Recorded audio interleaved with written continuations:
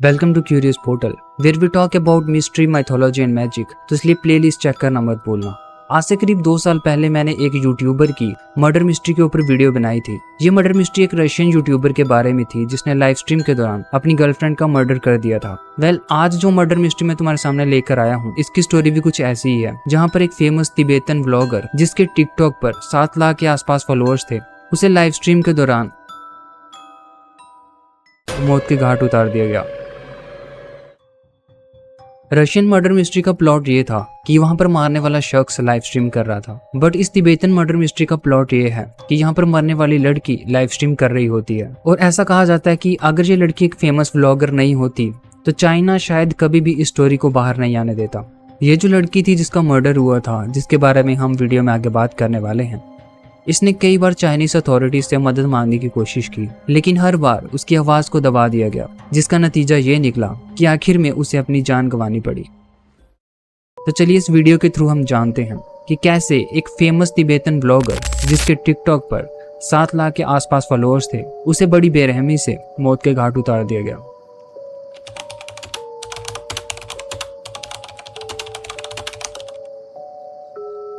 ये स्टोरी एक तिब्बतन लड़की की है जिसका नाम था लामो। लामो की स्टोरी जानने से पहले तुम्हें तिब्बत के बारे में कुछ इंपॉर्टेंट बातें जाननी होंगी। 1950 से पहले तिब्बत एक इंडिपेंडेंट नेशन था।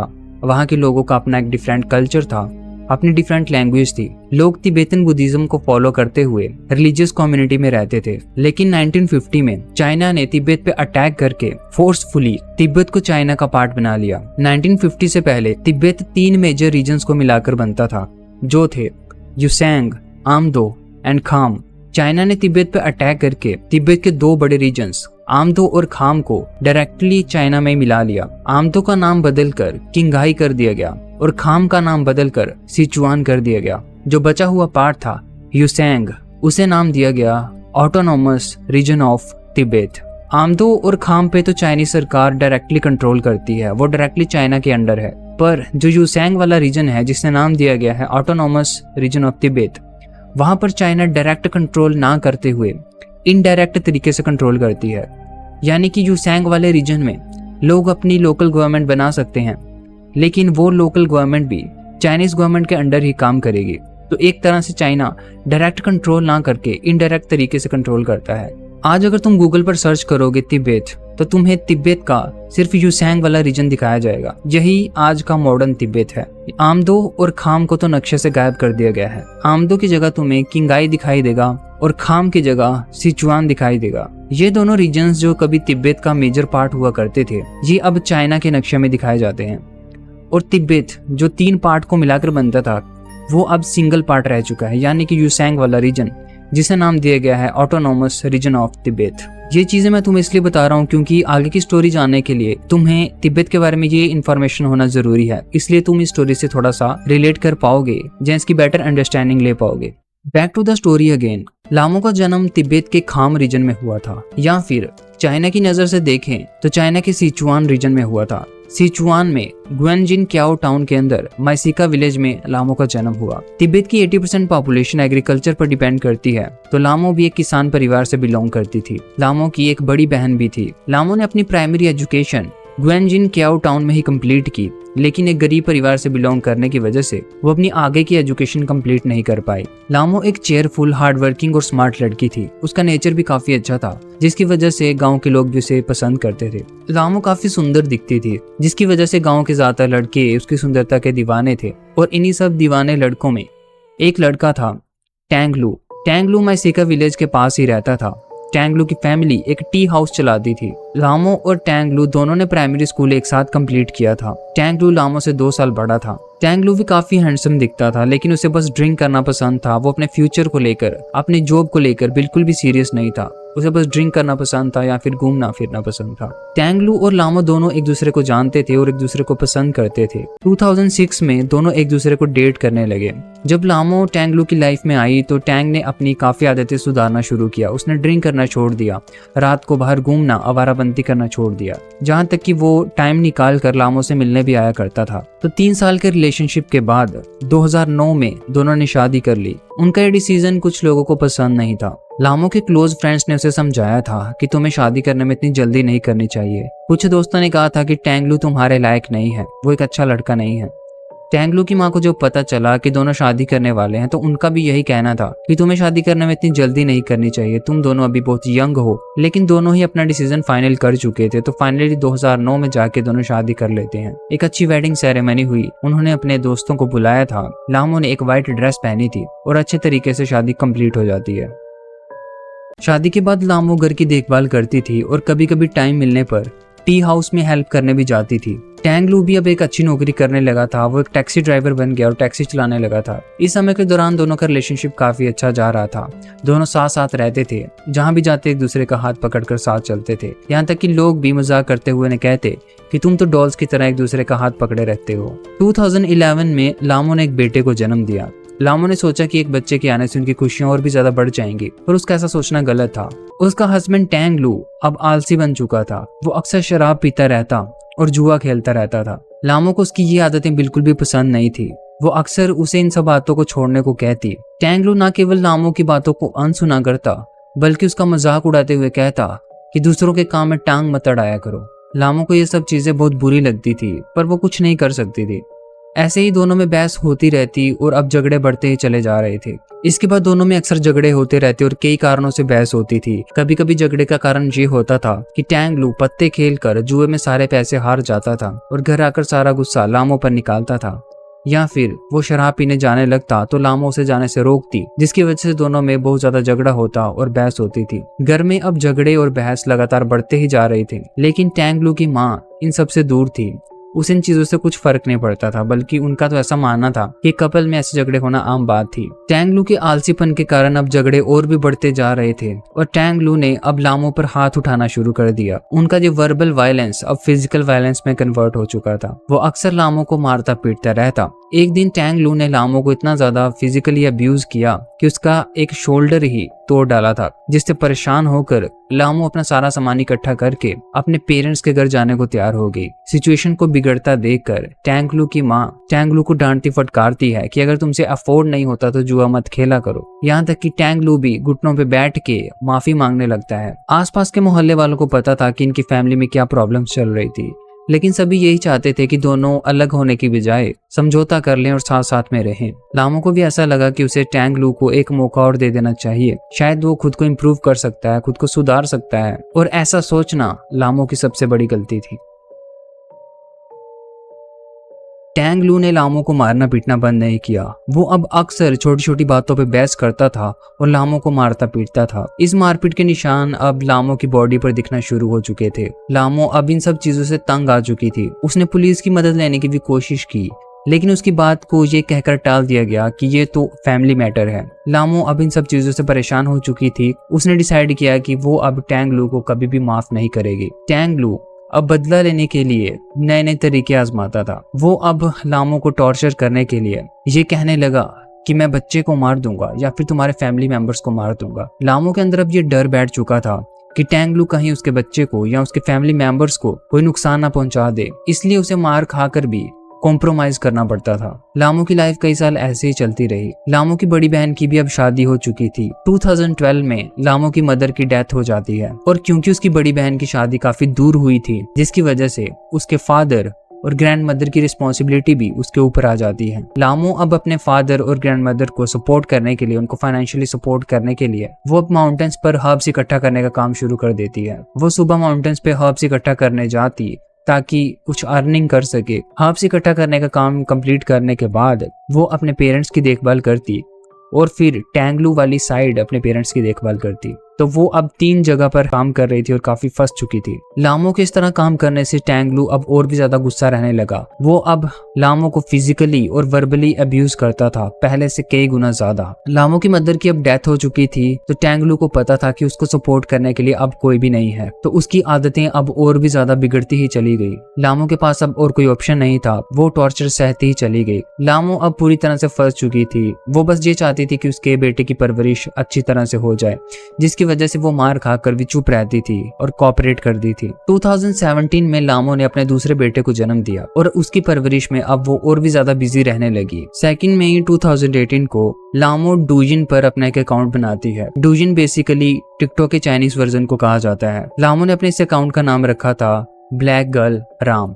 लामो ने अपने इस अकाउंट के डिस्क्रिप्शन में लिखा था कि ऐसा नहीं है कि मुझे सिटी लाइफ पसंद नहीं है, लेकिन अपने फैमिली को फाइनेंशियली सपोर्ट करने के लिए, अपने पेरेंट्स को फाइनेंशियली असिस्ट करने के लिए मैं इन पहाड़ों पर रहती हूँ। मैं इन पहाड़ों के ट्रेजर को और भी लोगों के साथ शेयर करना चाहती हूँ। ये उसने अपने अकाउंट के डिस्क्रिप्शन में डाला हुआ था। इसके बाद लामो अक्सर अपने टिकटॉक अकाउंट पर पोस्ट करने लगी।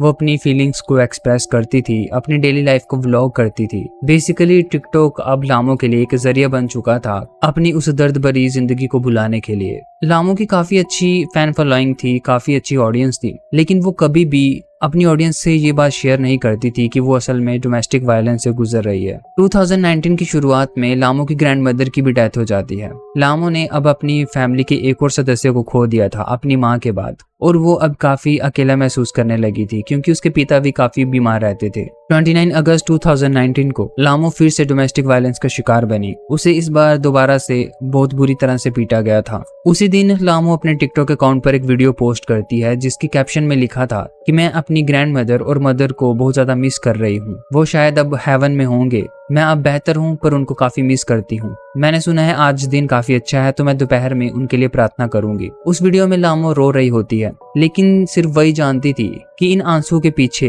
रीजन कुछ और भी था। लामो की फैन फॉलोइंग अब काफी अच्छी हो चुकी थी। उसके फैंस उसे Q&A किया करते थे, उससे सवाल किया करते थे। लामो भी अपनी ऑडियंस को अच्छे से आंसर करती थी, हमेशा उनका शुक्रिया करती थी। लामो के फैंस जब उससे उसकी पर्सनल लाइफ के बारे में पूछते थे तो वो उन्हें बताती थी Q&A के थ्रू कि मेरी हाइट 1.65 मीटर है, मैं मैरिड हूँ, मैंने सिर्फ प्राइमरी एजुकेशन ही कंप्लीट की है, अपने पेरेंट्स को सपोर्ट करने के लिए मैं माउंटेन्स पे वर्क करती हूँ। लामो की ऑडियंस में से ही एक बार किसी ने उससे पूछा था कि तुम्हारे हाथ इतने गंदे और काले क्यों रहते हैं, तुम धोती नहीं क्या? इस बार उसने कहा था कि मैं माउंटेन्स पे वर्क करती हूँ, वॉलनट्स को पील करने की वजह से मेरे हाथ ऐसे हो चुके हैं, मैंने जितना भी वॉश करूँ ये ऐसे ही रहते हैं। लामो अक्सर अपनी ऑडियंस से इंटरैक्ट करती थी। लामो एक सिंपल लाइफ जीती थी और उसका ऐसा कहना था कि वो स्ट्रॉन्गेस्ट पर्सन जिस पर तुम डिपेंड रह सकते हो, जिस पर तुम निर्भर रह सकते हो, वो तुम खुद हो। लामो कहती थी कि मुझे मनी और फेम नहीं चाहिए, मुझे बस मन की शांति चाहिए। उसका ऐसा कहना था कि मेरी सबसे बड़ी विश है हेल्दी रहना और लाइफ में उसके लिए सबसे बड़ी खुशी है उसके परिवार का उसके साथ होना। लामो अक्सर अपनी ऑडियंस का शुक्रिया करती थी। ऑडियंस के मुताबिक लामो काफी सुंदर, अच्छी और सिंसियर लड़की थी। लामो जो अपनी डेली लाइफ व्लॉग्स बनाती थी, विलेज लाइफ के बारे में व्लॉग किया करती थी, लोगों को वो काफी पसंद आते थे, जिसकी वजह से लामो की पॉपुलैरिटी काफी बढ़ते जा रही थी। जैसे जैसे लामो की पॉपुलैरिटी बढ़ रही थी, अब लामो को कुछ इनकम भी आना शुरू हुई। 1 जनवरी 2020 को लामो एक वीडियो पोस्ट करती है जिसमें वह कहती है कि हालांकि 2019 में मैं एक बुरे समय से गुजरी हूँ, बट मैं विश करती हूँ कि 2020 मेरे लिए एक अच्छा साल साबित होगा, 2020 मेरे लिए लकी साबित हो।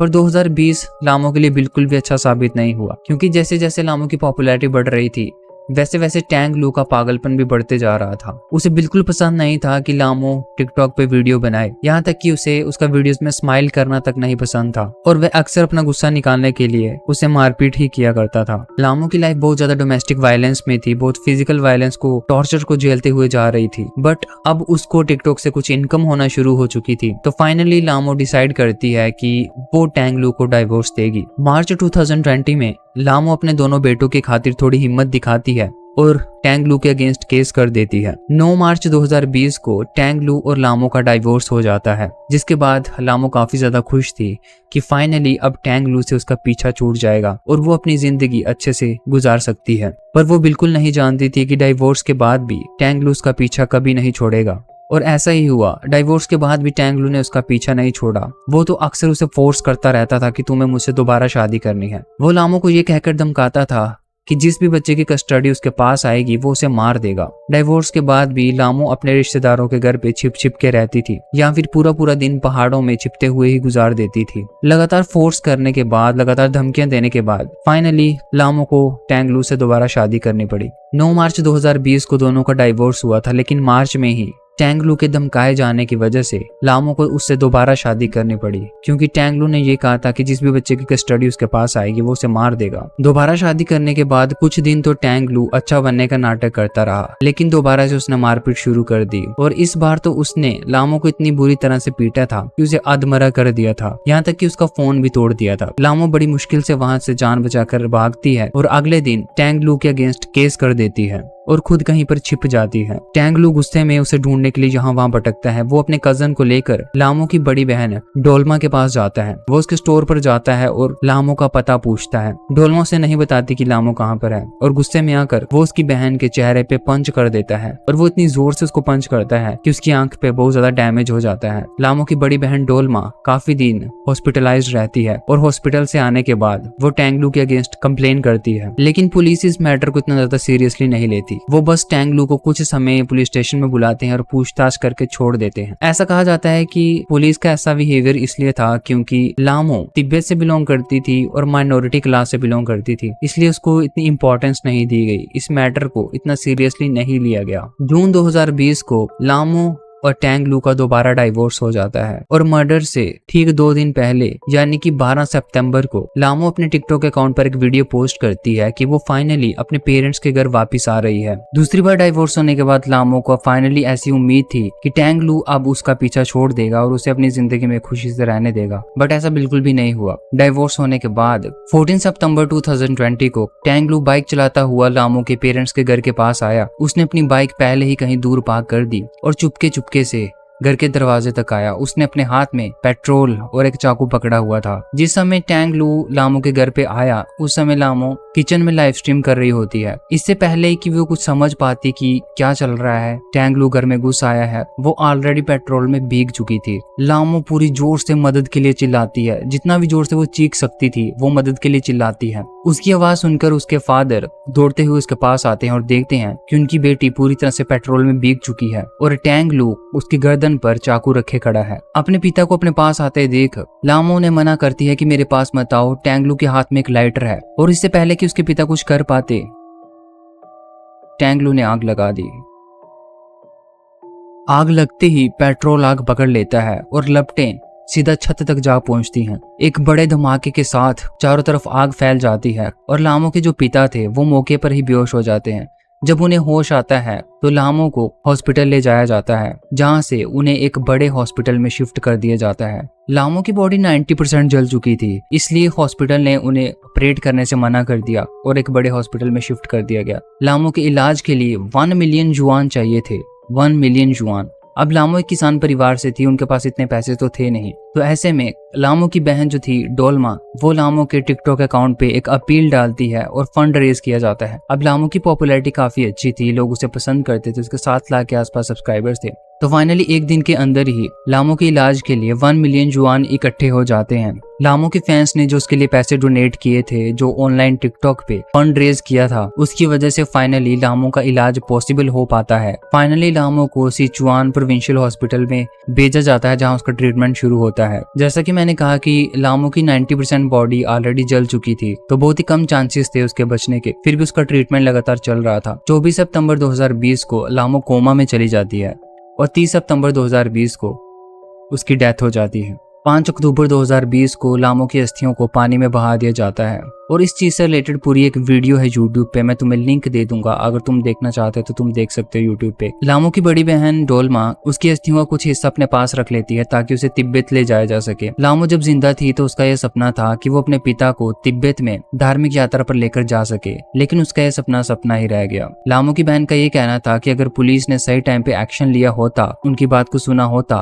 तो शायद उसकी बहन आज जिंदा होती। पर सबसे ज्यादा डिस्टर्बिंग पार्ट ये था कि इतना सब होने के बाद भी टैंग लू जिंदा था और उसके अगेंस्ट कोई कार्रवाई नहीं हुई। लामो की बहन डोल्मा ने काफी सारे एफर्ट्स किए। लामो का जो फैन बेस था, उसकी जो ऑडियंस थी, उन्होंने बहुत सारे पोस्ट किए। लामो की जो बड़ी बहन थी उसने बहुत सारे एफर्ट्स किए लामो को जस्टिस दिलाने के लिए। लामो का जो फैन बेस था टिकटॉक पे, उसकी जो ऑडियंस थी, उन्होंने काफी सारे पोस्ट किए, काफी प्रेशर डाला गवर्नमेंट पे। जब गवर्नमेंट को पता चला कि लामो एक काफी पॉपुलर व्लॉगर थी तो उनकी इमेज कहीं खराब ना हो जाए, फाइनली 14 अक्टूबर 2021 को कोर्ट द्वारा टैंग लू को फांसी की सजा सुनाई गई और 2022 जुलाई में उसे फांसी दे दी गई। लामो अब जा चुकी थी, लेकिन उसके फैंस आज भी उसे याद करते हैं और उसकी पुरानी पोस्ट पे जाके कमेंट करते हैं।